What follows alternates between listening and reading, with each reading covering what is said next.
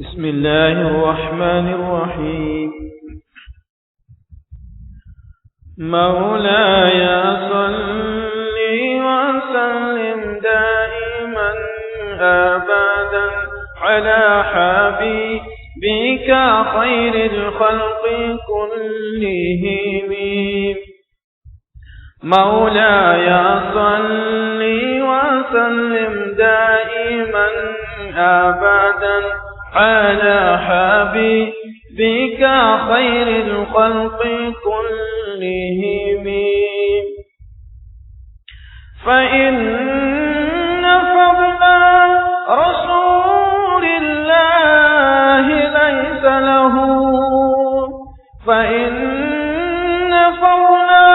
رسول الله ليس له حد فيعرض عنه ناطق بفمي. حد فيعرض عنه ناطق بفمي. مولاي صل وسلم دائما أبدا على حبيبك خير الخلق كلهم. لولا سبب قدره آياته عظما. لولا سبب قدره آياته عظما أحيا اسمه حين يدعى دارس الرمام. أحيا اسمه حين يدعى دارس الرمام. مولاي صل وسلم دائما أبدا على حبيبك خير الخلق كلهم. لم يمتحنا بما تعيا العقول به. لم يمتحنا بما تعيا العقول به. حرصا علينا فلم نرتب ولم نهيم. حرصا علينا فلم نرتب ولم نهيم. مولاي صل وسلم دائما أبدا على حبيبك خير الخلق كلهم. أعيا الورى فهم معناه فليس يرى. أعيا الورى فهم معناه فليس يرى. للقرب والبعد فيه غير منفاخم. للقرب والبعد فيه غير منفاخم. مولاي صل وسلم دائما أبدا على حبيبك خير الخلق كلهم. كالشمس تظهر للعينين من بعد. كالشمس تظهر للعينين من بعد. صغيرة وتكل الطرف من أمامي. صغيرة وتكل الطرف من أمامي. مولاي صل وسلم دائما أبدا على حبيبك خير الخلق كلهم. نحمده ونصلي على رسوله الكريم. أما بعد. مولاي صل وسلم دائما أبدا على حبيبك خير الخلق كلهم.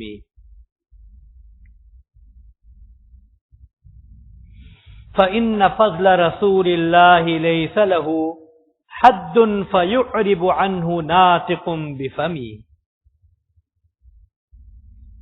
The translation of these two poems. For verily, the excellence of the Messenger of Allah, Rasulullah sallallahu alaihi wasallam, has no limits that a speaker may be able to express with his mouth. Again, Allama Busayri rahmatullahi refers to the lofty maqam and position of Rasulullah sallallahu alaihi wasallam. لو ناسبت قدره آياته عظما أحيا اسمه حين يدعى دارس الرمم. In the second poem, the word daris refers to decaying and rimam refers to bones, referring to decaying bones. The translation is, if the miracles of Rasulullah sallallahu alaihi wasallam were in proportion to his greatness, then when his name would have been called out, it would bring decaying bones back to life. This refers to the mu'jizat, the miracles of Rasulullah sallallahu alaihi wasallam. And Allama Busayri rahmatullahi have dedicated a separate chapter about the miracles of Rasulullah sallallahu alaihi wasallam. In short and brief, the miracles of Nabi Kareem sallallahu alaihi wasallam are of different levels. Some were big miracles, some were small miracles, but every miracle of Nabi Kareem sallallahu alaihi wasallam exemplified the great lofty maqam of Rasulullah sallallahu alaihi wasallam. لم يمتحنا بما تعي العقول به حرصا علينا فلم نرتب ولم نهم.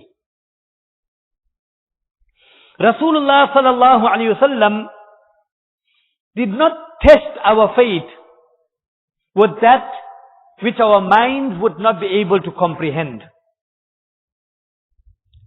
And this was done out of desire for our guidance, so that we have no doubt, and therefore we have no doubt and we have yaqeen in the truthfulness of the deen of Rasulullah sallallahu alaihi wasallam. In these two poems, Allama Busayri rahmatullahi refers to the simplicity of the religion of Islam and the natural teachings of Rasulullah sallallahu alaihi wasallam. And that is why it is stated that the religion of Islam has a natural approach, it has a natural appeal to every human being. Because everything about Islam is natural, so human beings normally, they take to that which is natural. In fact, when we look at the teachings of Nabi Kareem sallallahu alaihi wasallam, how Nabi sallallahu alaihi wasallam taught the Sahaba, he adopted a very natural way, a way that was very appealing to human nature. In one hadith, Nabi Kareem sallallahu alaihi wasallam says, مَنْ يَأْخُذُ عَنِّي هَؤُلَاءِ الْكَلِمَاتِ فَيَعْمَلُ بِهِنَّ أَوْ يُعَلِّمُ مَنْ يَعْمَلُ بِهِنَّ. Look at this hadith. Then who will take from me some statements and practice upon them, or educate those people that will practice upon them?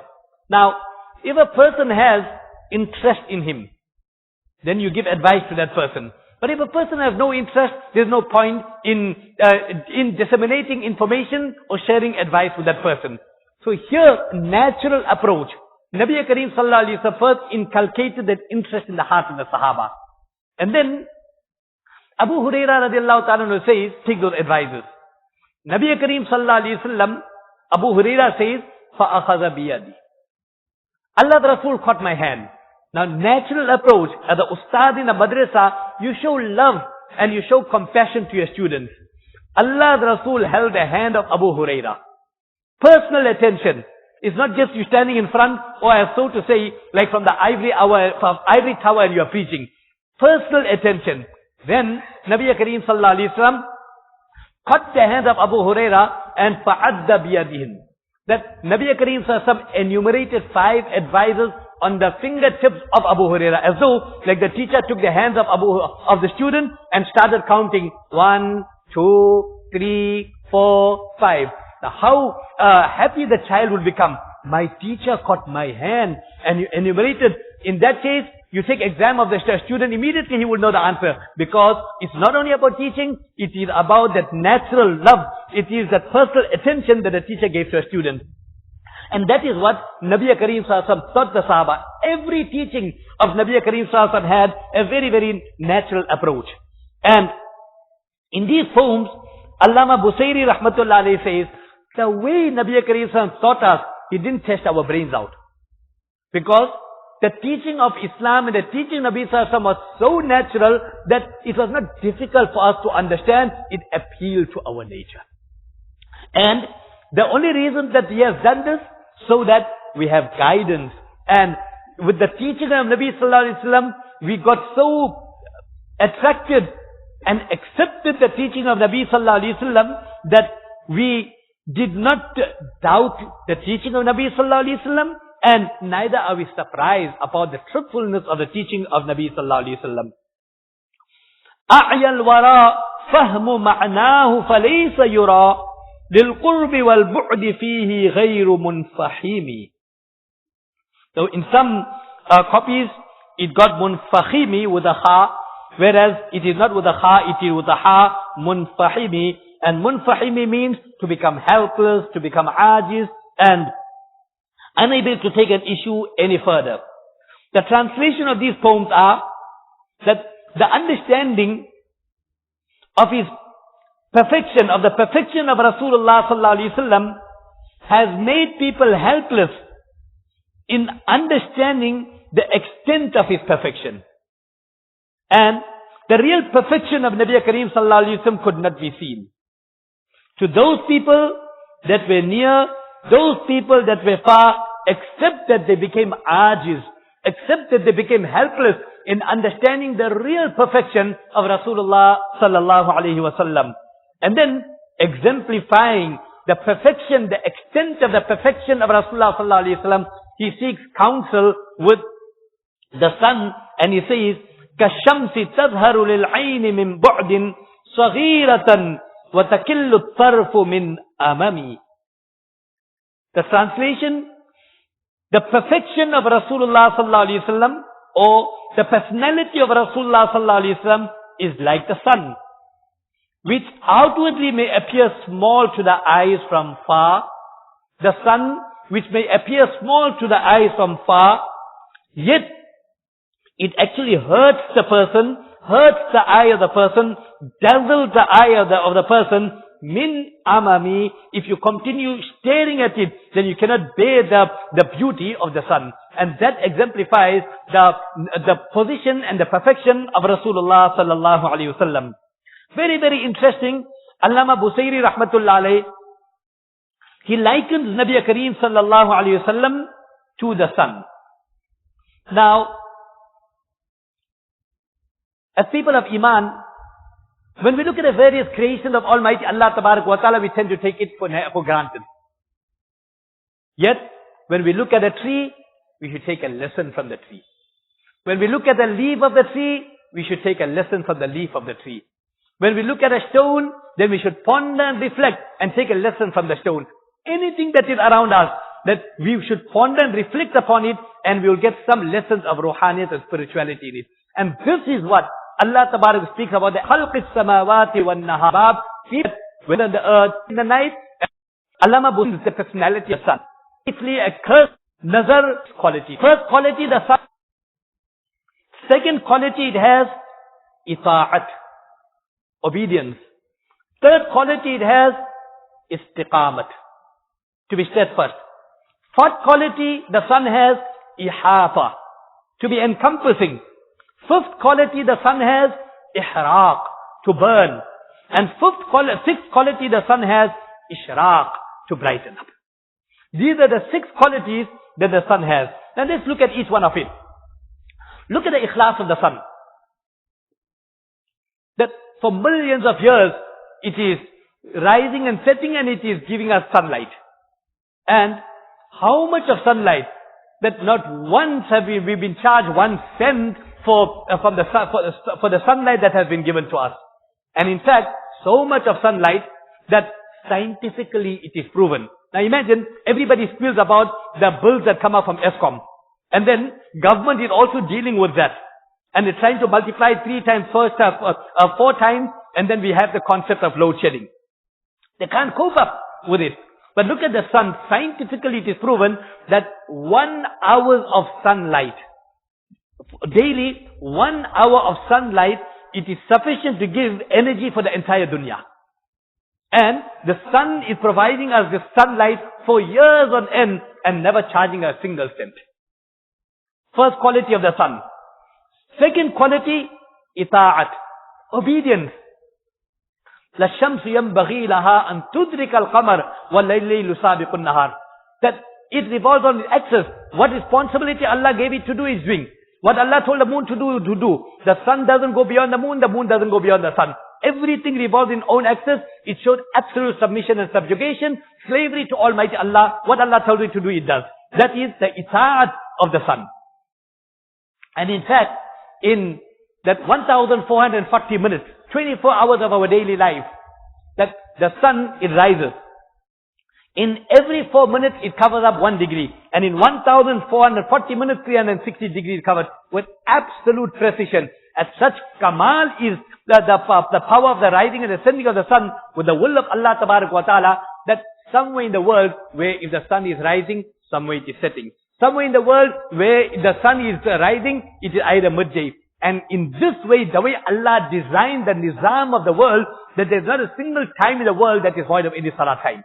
If at some time it is sunrise, somewhere the azan is being called out. At that particular time, somewhere it is Zuhr time. Where it is Zuhr time, in another part of the world it is Asr time. Another part of the world it is Maghrib time. Another part of the world it is Isha time. That is the nizam of Allah Tabarak wa Ta'ala. So Allah, the second quality of the sun is ita'at. Third quality of the sun, istiqamat. Millions of years. Same thing the sun is doing. Rising, setting, rising, setting. Not once the sun decided that I want to sleep over today and I don't want to rise. That will happen when Qiyamah will come. Fourth quality of the sun is that ihata. It goes everywhere.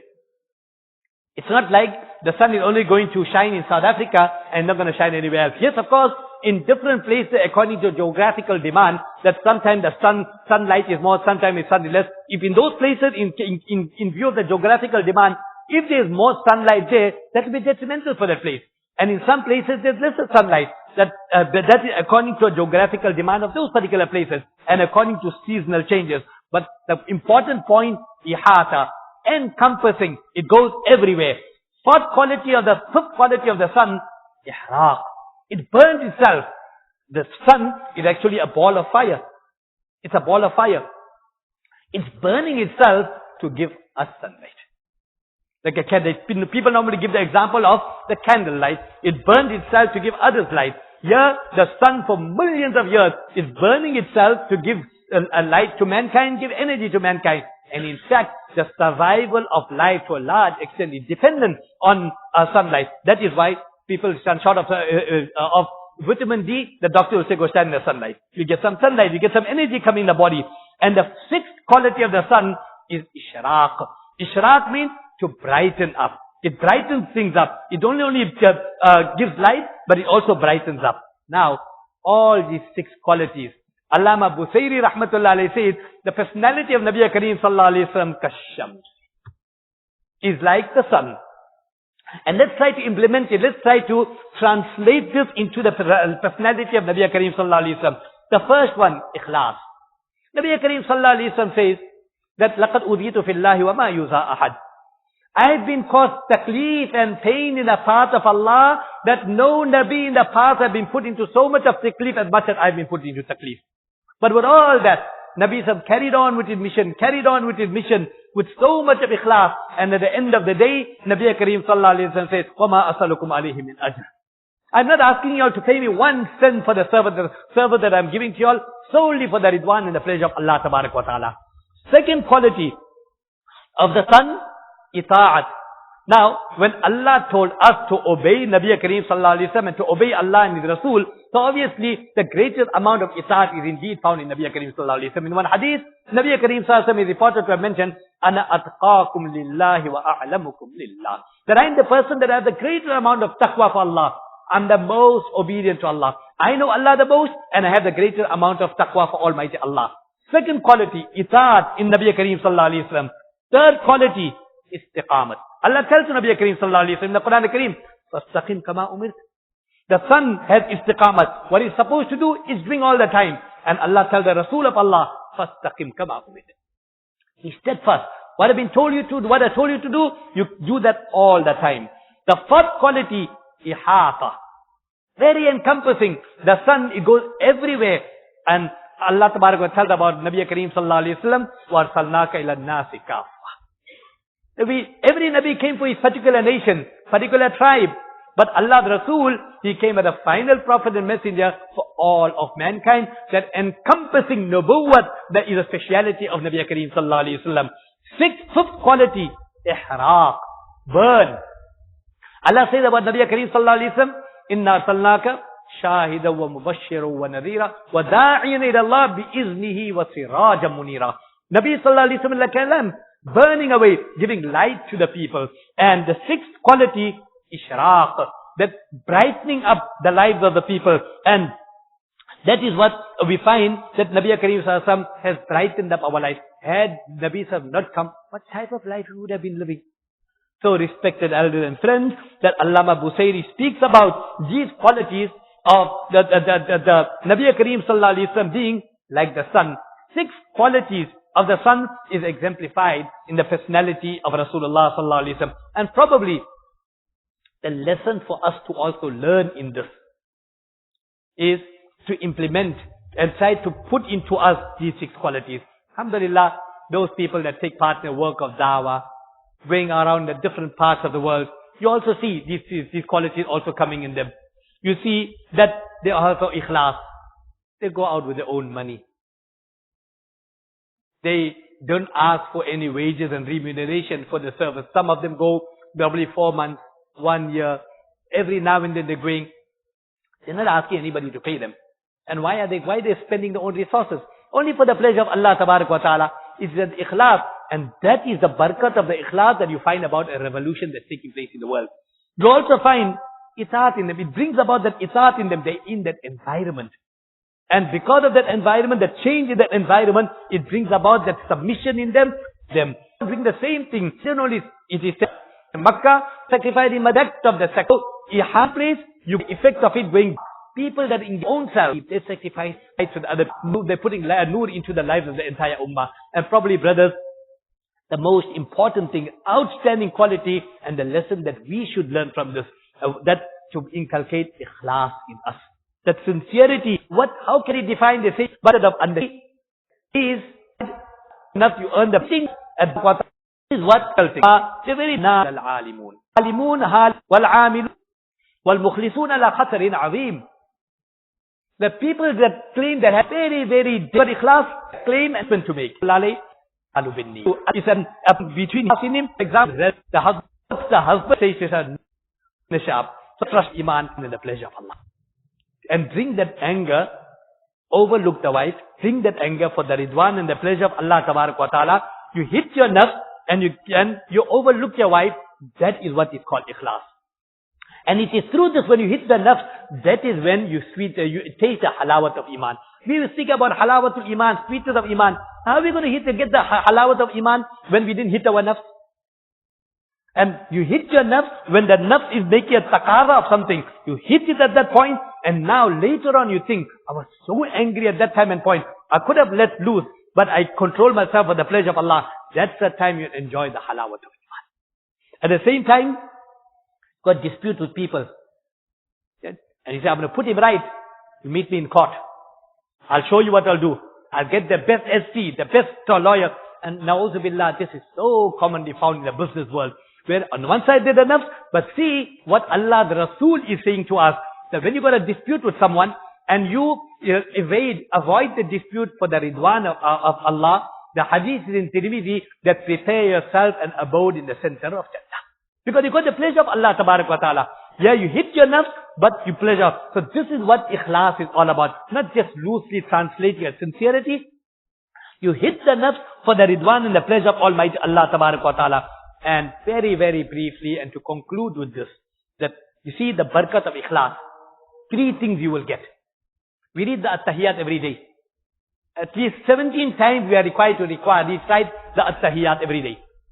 In the fard namaz and in the sunnat muakkada. And if you're reading sunnat ghad muakkada nawafil, then it's much more than that. But what is the lesson we learn from at-tahiyyat? And what is at-tahiyyat telling us? It's giving us a lesson of ikhlas. Look at it. At-tahiyyatu lillah. Was-salawatu wat-tayyibat. Everywhere, that lillah is mahzoof.